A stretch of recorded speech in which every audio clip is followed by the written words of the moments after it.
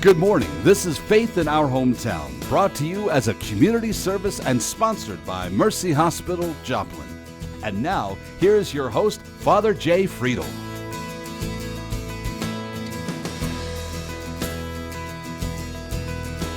Good morning, everyone. I hope you've had a great holiday thus far. At least we keep celebrating up until the 12th night or the 6th of January, Epiphany. I know that that's our tradition, and I hope that you're just, whatever you're doing and however you're celebrating the holidays is pleasant for you and that you're celebrating in a way that matters to you. One of my guests this morning is going to be someone who we're going to talk to a little bit about that because he doesn't celebrate Christmas quite in the same way that many of us that are believers do, because he's a believer, but he's an atheist. And so he celebrates Christmas with his own set of beliefs and in his own way. And we're going to talk to him about that and talk about a few other things as well, and especially a lot of misconceptions that exist about atheism. But I'm going to be back with my guest, whose name is Preston Reynold, and we're going to talk a little bit about that today as we continue to let these holidays unfold. So grab your cup of coffee, settle in, and we'll be right back after this Mercy Minute. Don't go away. It was silly to be so dreading it so much because it was really no big deal. There was no pain afterwards. I was really, really hungry, so I got to have whatever I wanted to have for lunch. But you know, the rest of the day I just slept, and there was no pain, and went to work the next day. Every day that I opened up my refrigerator and saw that referral on my refrigerator, I just dreaded having to go through it. And now I just kind of laugh about it because it was no big deal. And knowing it's behind me, I just don't have to worry about it. Well, my husband and I, we do a lot of riding, and we kind of cram everything into the weekends, but eventually, we'd like to, once we retire, we want to be able to go on vacations on our bikes and go riding on weekends a lot more, so we have a lot to look forward to.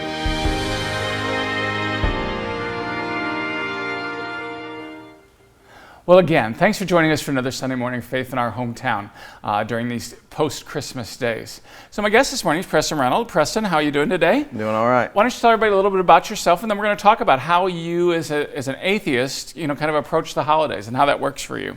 Okay, well, like you said, my name is Preston Reynolds. I'm 28 years old. I was born and raised here in Southwest Missouri. I currently live in Carterville with my wonderful, beautiful wife, Katie, and we've got 2 kids together, Shout Paxton out to Katie and Scarlett. And the kids. There you go. And for work, I'm a dirty old construction worker.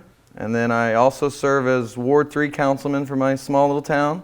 Good. And I'm an unabashed atheist in Southwest Missouri. Well, and I'm sure that sometimes raises some eyebrows.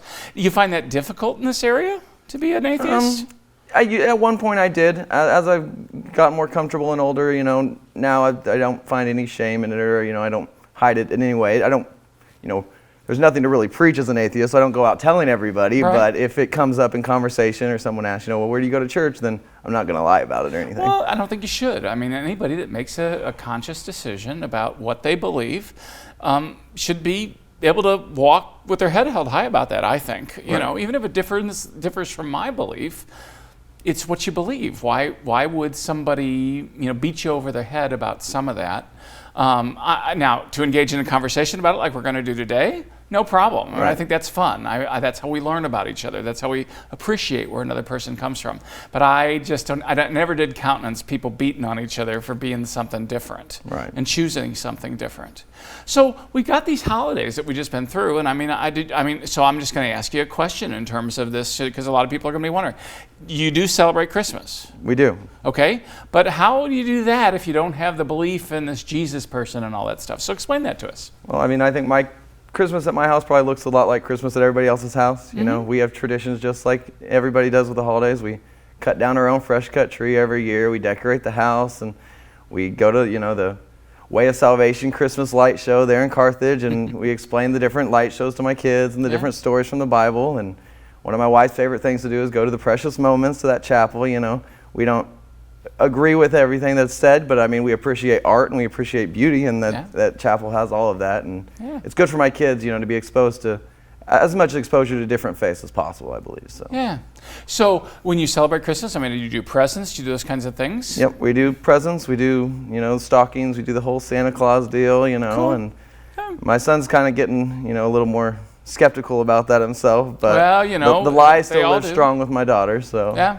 Well, and so in terms of that, when your son asked that, and other kids are talking about, Jesus being born and all those kinds of good things, how do you approach that with him? Because again, I just think a lot of people don't understand, how somebody who holds that belief would approach that with their kids. Right. Well, growing up around here, I knew that there's going to be a lot of talk about faith and things in school, and so we started at a very young age with our kids, just educating them about all different walks of faith, and just trying to make sure that my son's prepared. Whenever they're talking about these stories from the Bible, then he already knows these stories and understands them. And we don't push atheism on our kids or any set of beliefs. When my son was younger, we bought him a world's religion book, and we just went through and each different religion and educated him about him and asked him what he thought. And then same with my daughter, and just asked them what their thought. And sometimes it was, well, that sounds kind of scary, or that sounds kind of fun, or you know what I mean? And it's just the perspective of a child, and it's innocent, and it's pure, it's their opinions, and that's what I try to embrace, and to let them know that whatever they decide as an adult is completely fine with their mom and I. Well, that's good. And I do think, I do know that there's plenty of parents out there that are strong in their faith, that their kids suddenly come to a different conclusion, and either sometimes embrace a different faith, or sometimes embrace, like you did, believe that there really isn't any greater or higher power or something. Right. And sometimes it's difficult for parents, but everybody's got to find their way. How were your parents when you found out? So how old were you when you came to that? When you came to that conclusion? I was a teenager. The skepticism started maybe around 15 years old, and then I initially didn't call myself an atheist. I called myself an agnostic, because I still wanted to believe. I still wanted to believe that there is a higher power. Yeah. And I felt it. I wanted that. I personally, it's better. It feels better whenever you have a higher power to believe in. Some days. Go ahead. Yeah. And so initially, whenever I'd talk to my mom about it and things, because my mom is a Christian, she's a Baptist, and I was raised Baptist, and I initially went with the agnostic, and that's what I felt like I was. Real quickly, let me just do this for our viewers. So, since I used to teach world religions, this will be easy for me to do real fast. So, an atheist is basically somebody who concludes that there is no God. Okay, atheism, theist, basically meaning atheos, meaning no God. Okay, without God. An agnostic is somebody who says, which is gnosis, which is without knowledge. Okay, which is why in that context, an agnostic is somebody who says, well, there may or may not be a God, I'm just not sure, I don't know. Right. And that's where those two terms come from. So just a little background in terms of some of that. So you really, in some ways, you wanted to believe for a long time, yes. And even tried to kind of coax yourself along those ways, but then you finally came to a conclusion that said that there wasn't. Right, yeah. So growing up, I was in church, twice on Sundays. I was in a program on Wednesdays called Awanas, memorizing scripture.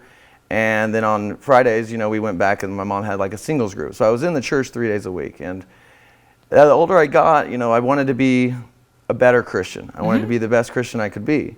And so part of that for me was to actually read the Bible. I got to be, 14, 15 years old and realized, well, I'd never even read the Bible. So how can I claim to be this or, preach it to people when I'd never read the Bible myself? And so I got into a read the Bible in a year program, where it's, different scripture each night, and then having my personal devotion, Yeah.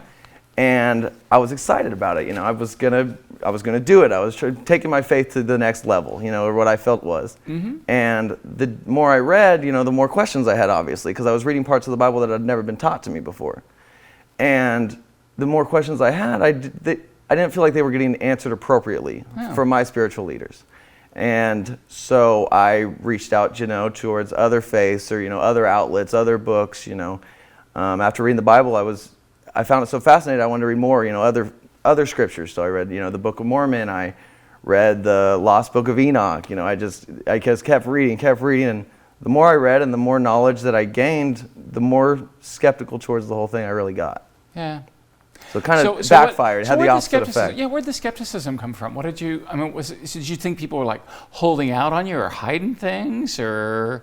Well, like I said, initially it was about, becoming a better Christian. Right. And so whenever my questions weren't being answered sufficiently by my spiritual leadership that I was around, that's really where the skepticism started, because I felt like, I looked up to these people my entire life, and they should have all the answers, when it comes to this book, Now that you're a parent, do you realize it doesn't quite work that way? I do. Okay, yes, good. I just want to make sure that you made it over that hump before your kids get too old. Yeah. And that's where the skepticism started, because I felt like, well, if they didn't have the answers and I couldn't have the answers for myself, then what were they? And it's interesting as you say that. I always, one of the things that I sometimes will say to my folks, and especially my teenagers and my college students, okay, is, really it's when you can't come up with all the answers that it's sometimes really when faith kicks in. Right. Not having certitude, because you can have certitude on different levels and in different ways. You can feel certain about something. But when all the pieces don't fit and you can't seem to get some satisfaction, that you have to take that little leap at the end where it just basically says, okay, at this point in time, I'm just going to choose to believe because, well, you chose the other direction, and again, that it's obviously you're right as a human being to do so. But but it's interesting. It would have been very interesting to have had you as a teenager. That would have been fun, because I love that. I really do love it when my students ask those questions. I love it when they dig deeper, when they're looking for some of that stuff. And I'm here to tell you, I think that all right, so yes, all Christians could say, yes, they have the answer, and the answer is Jesus. Okay, fine. But if you really think that you got the answer to absolutely everything, then I don't think it's faith anymore. Right. And I really just don't. And I really believe that in my heart and soul. And I'm a big believer. Look what I do for a living. And I don't feel like I'm fooling people, and I don't feel like I'm putting one over on my college students or anything. But I love it when we get to that point where we just have to say there are some things I'll never figure out, and that really is where faith is. Right. And that's where that comes together with my life. And it plays itself out in that way. Right. But I will say this in your defense, okay? I've said to my students long, especially teaching world religions, don't tell me you're a theist until you've at least looked at the arguments from atheism. Because if you haven't examined the arguments from atheism, then how are you really making a choice? It's kind of like growing up one thing, but never questioning it at all, just saying, I'm going to be that. And again, there's nothing wrong with that, but I couldn't have done it. Which is why I love it when my students do it too, because I just know that I couldn't have done that as a kid. Right. That's why you'd have been really pretty fascinating and fun to me as a kid, because you'd have been going, where does all this come from? And I'd say, oh, well, okay, let's just jump in this. Let's get in here and let's look at it and let's take it apart and see what we can figure out. Right. But do I think it can figure out everything? No. I always laugh. So scriptures, what do they say about in vitro fertilization? Well, not much. Okay? So, but what do they say about life? What do they say about creation? What do they say about those things? And then you start to pull those things apart and say, okay, now I'm going to build my argument on reason based upon those other things. And your interpretation of how those things connect. And they do. And then you kind of put all the pieces together. My guest this morning, Preston Reynolds, one of our local atheists, a person who's got a system of belief, but it doesn't necessarily he doesn't think there's a God in it, okay? And so we're going to be back to talk to Preston a little bit more about that after a real quick break, and we're going to be right back. You're watching Faith in Our Hometown on KSN TV, brought to you as a community service and sponsored by Mercy Hospital, Joplin.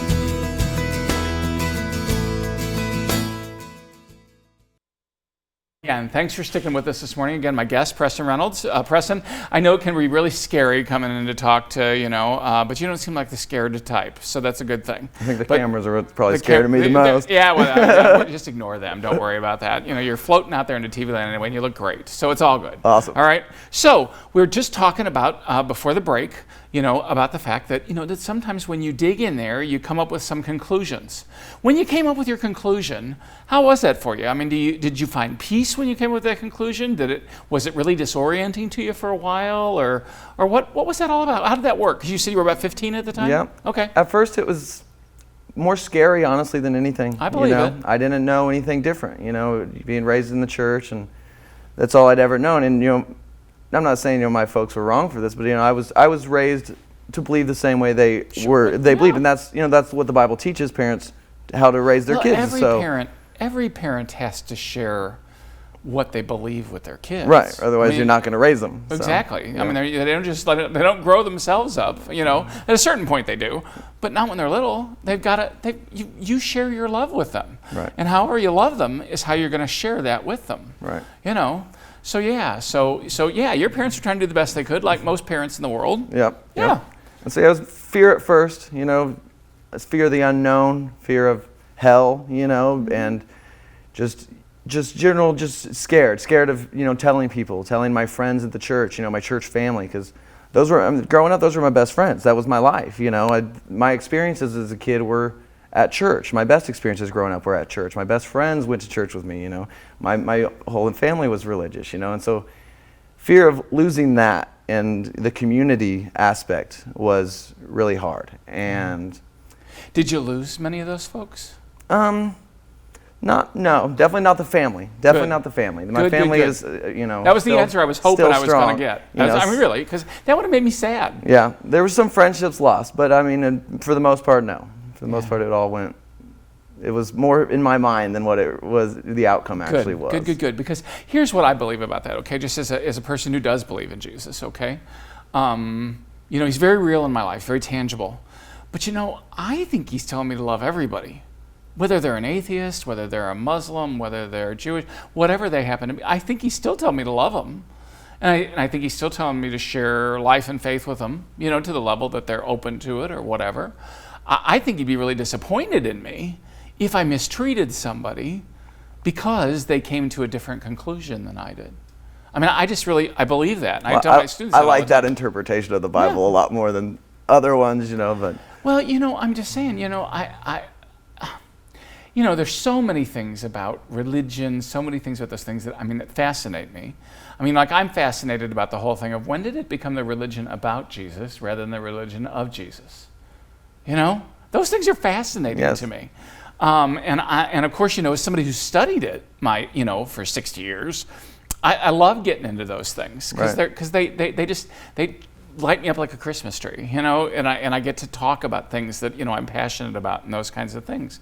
But I'm just saying, I want to be able to have a conversation with somebody like you because I want to understand it more, you know. And again, I mean, if you had any questions, I'd want you to be able to come and talk to me and talk to me about them, you know, rather than, oh, I'm not going to talk to him because he doesn't like me because I'm an atheist, or I'm not going to go talk to him because he's scary, or don't want to talk to him because he's unapproachable. I'd rather not be any of those things. I'd rather be able to see you out for coffee or dinner somewhere and say, hey, you know, I was thinking about this, and I can sit down and ask you questions, and you can sit down and ask me questions because it's real. Yeah. You know, and you're not insulted by anything I've just said, and I'm not hurt or wounded because you somehow picked a different belief system than I have. Well, as a non-believer, you know, people of faith that have that approach are a lot more likely to, I think, it would be win over souls, you know, that way than through mistreating people or acting like, you know, they're lesser than or something like that, just because. You know, and that's why I said, you know, I like that interpretation of the Bible more than, you know, others, because that, you know, for my, you know, reading as a kid and things, you know, Jesus taught love, you know, above all things, and you know, radical ethical love, radical. Yeah. And I mean, it was just like, and he, you know, and again, I point this out to people. It's just like he entered into people's lives and entered into a relationship with them. Now, if that relationship, in their hearts and in their minds, caused them to bring about changes, great. Okay? But that was because of the relationship. Right. That wasn't because Jesus said, and you're going to believe this, and if you don't believe this, then you're in big trouble, mister, and that's going to be the end of that. I think we added a whole lot of poundage to that after the fact. Yes. You know, rather than what he did. Right. When I look at his actions, they really are pretty loving and pretty open. Yep. And again, I just think we need to model that for people. I mean, in my version of the way that we do this. Yep. And again, I'm not trying to pick at the way other people do things, but I'm just saying I just don't find some of those models as helpful for me either. Right. You know, and I are one, you know, but I don't find it helpful for me either all the time to do that. Yeah. You know, I love the fact that, like I say, you're not the first atheist I've had on the show, and we had a bunch of comments after David was on. God love him. By the way, he's a new dad. So I love the new pictures of him because, I mean, he's just in this, like, you know, 3 months, 2 or 3 months. So he's got a brand new newborn, and Awesome. he and his wife. His wife's Catholic, and so I got to know the two of them. He too grew up Christian, but then later just came to a conclusion and said, I really just don't think it might really true. As hard as I've tried, I just don't think there's anything beyond this. Mm-hmm. Okay, but he's still a good person. He's still got ethics. He still loves his baby. He still loves his wife. I know his mother and father-in-law would love for him to, be Catholic, because that's what mothers and fathers-in-laws do. Well, of course. Okay, his grandparents do, but he's got such a good heart, and his goodness just shows in him all the time. And I'm just gonna love watching him be a dad. Yep. And grow up being a dad. And he'll have to share what he believes with his kids. And again, he's not going to try to make them one way or another, but he's going to have to be honest. Mm-hmm. How would he be an honest dad? How would he be a dad of integrity if he suddenly started lying to his kids and saying, oh yeah, I believe all that, Right. when he doesn't? Right. He's got to do this. I mean, I will, let me go some here with you. This is just bizarre, okay? But if at the end of life, you suddenly meet Jesus, are you going to accept it then? Well, at that point in time? Well, yes, definitely. There you go. Then I'm not so worried about you, okay? I'm just not so worried about it. But you got to make your journey. Right. You got to make your journey. Yep. And you got to be honest with it, and you got to be faithful to it. I'm glad I'm not, because I'm glad your life's good, and I'm glad it's got meaning, it's got all that stuff. I know mine wouldn't have quite, I can't imagine it the other way. So, and I think when you grow up in your experiences, you can't imagine it another way either. Right. Because this is where you got led somehow. Yep. Yep. Okay, and this is where I got led. And I'm glad I got led where I got led, and you seem happy that you got led where you got led. Yep. Okay, well then that's a win. Yep. That's a win. Like I say, I wouldn't want my life any other way, but I don't want you wanting my life necessarily. Yep. You've got to be faithful to what's you.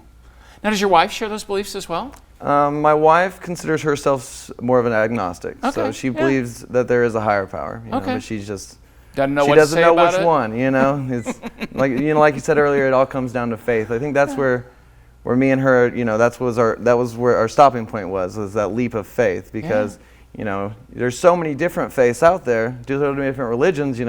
How are you sure you're going to pick the right one, whether there is a higher power or not? And in some belief systems, if you don't pick the exact right one, then you're doomed. And so it's hard to just pick a definitive answer. And here's what I'm going to say to the Christians out there that right now are just really worried about you. Okay, here's the deal.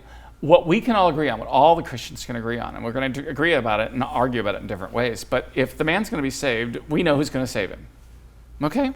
No problem. That's what the Christians are going to say. Now, you're right about other people who don't believe that Jesus was the Christ.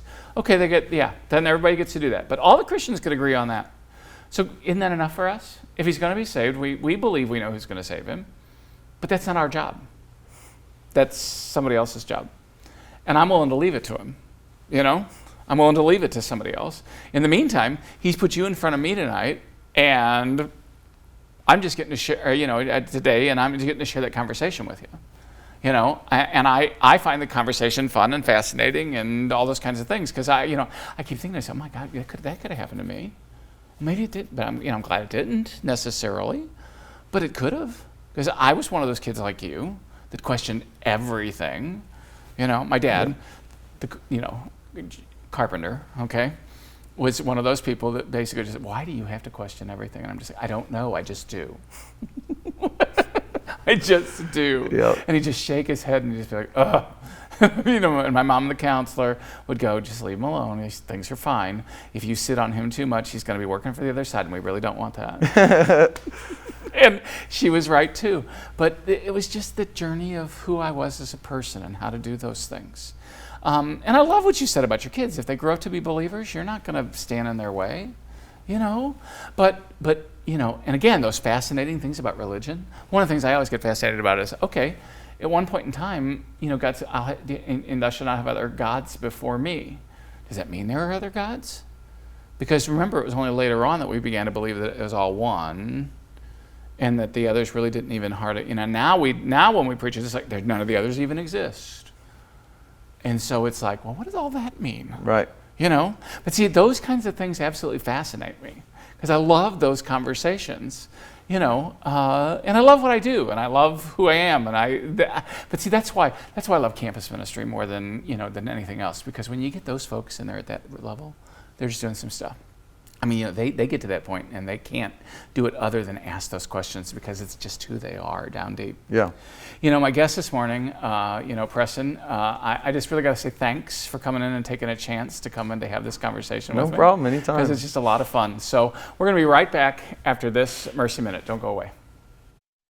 Hi, I'm Karen Brown. Last year, my sister was diagnosed with ovarian stage 3C cancer in her early 40s. As a mother of 2 beautiful children, I didn't think twice about undergoing genetic testing here at Mercy. Even though I have grandparents and an uncle battle cancer, seeing a genetic counselor wasn't something that ever crossed my mind until my sister's results showed that she was BRCA2 positive. We've come a long way, especially in about the last 5 years. Genetic testing can pinpoint the cancers that you are at highest risk for in order to detect them earlier or, if possible, prevent them. My genetic counselor at Mercy, Robin, took note of my family health history and answered all of my questions. She even suggested my brother get tested. Robin said if he tested positive, he may be more likely to be diagnosed with pancreatic cancer, and that is what I lost my uncle to. There are many other types of cancer that are also possibly hereditary, such as colorectal cancers, pancreatic cancers. I honestly was prepared to hear that I was positive, but indeed I was negative. And what a huge relief that was, not only to me, but to my family, to know I wasn't at a great risk of developing breast or ovarian cancer. Diet, lifestyle choices such as smoking or drinking all contribute to our risk for cancer. Genetic testing is taking just kind of one piece of that. Talk to your primary care doctor or your OBGYN and ask for a referral to a genetic counselor.